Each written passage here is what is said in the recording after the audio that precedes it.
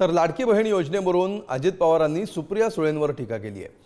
काही जणांनी योजना बंद होईल, पैसे खात्यातून काढून घ्या अशी अफवा पसरवली असं म्हणत अजित पवारांनी सुप्रिया सुळेंवर नाव न घेता टीका केली आहे।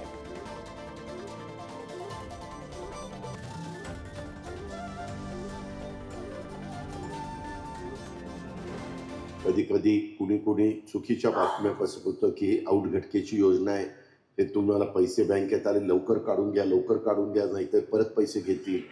वास्तविक हे लवकर म्हणजे पैसे दिलेले घडीभर रक्षाबंधनची ओवाळणी समजा किंवा तो ती सबल करण्याच्या करता तिला झालेला एक तिचा अधिकार दिलाय म्हणा, सक्षम तिला करायचा आमचा प्रयत्न आहे।